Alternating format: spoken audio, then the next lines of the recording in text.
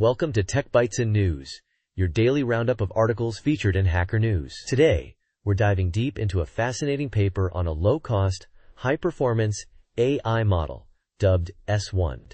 It's not just about the model itself, but the groundbreaking techniques it reveals.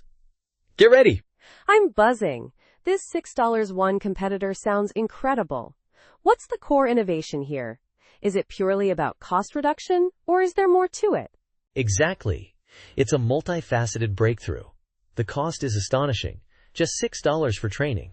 But the real story lies in the methods. They achieved near state-of-the-art performance using a surprisingly small model and a tiny dataset, only 1,000 examples. Unbelievable. 1,000 examples? That's mind-boggling. How did they manage such data frugality? And what about the performance? How does it compare to R1? That's where the weight trick comes in. Remember, inference time scaling is all about letting the model think longer before answering. OpenAI and others have shown this. But S1 reveals the mechanism. They force the model to keep thinking by replacing the tag with wait, prompting it to second guess and refine its response. It's brilliantly simple, yet incredibly effective. It's almost like a hack, but a very clever one.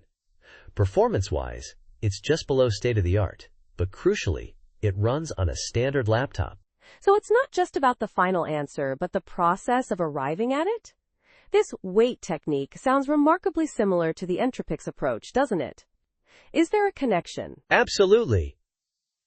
The author points out a strong parallel with Entropix, which uses entropy and variance of logits to control token selection. Both methods manipulate the model's internal state to encourage more deliberation and refinement.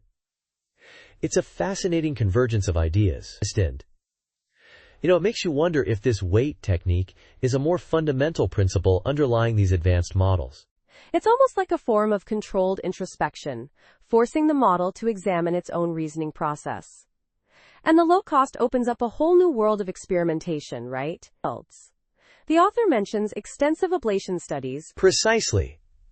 The low cost allows for numerous experiments, testing small variations in the training process to pinpoint what works best. They even measured which training examples provided the most signal, optimizing for maximum impact with minimal data. This systematic approach is a key takeaway.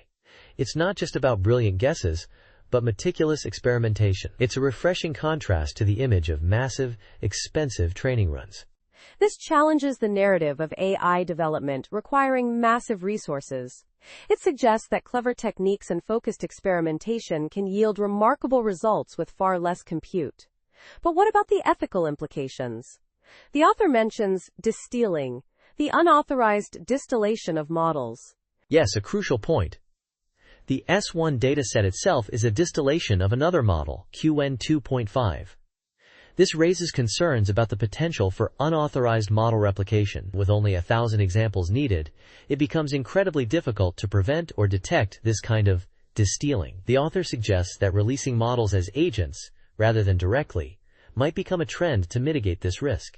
So the future of AI model release might involve more controlled access, perhaps through agents rather than direct API access.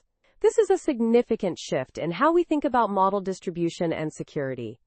Overall, this S1 paper is a game changer, isn't it? It's not just about a new model, but a new paradigm for AI development. Absolutely. S1 showcases the incredible pace of OpenAI development. The potential, considering the resources available to larger companies, is truly mind-blowing. And it's only February. We're likely to see some truly remarkable advancements this year. Thanks for joining us on Tech Bytes and News. Have a great day.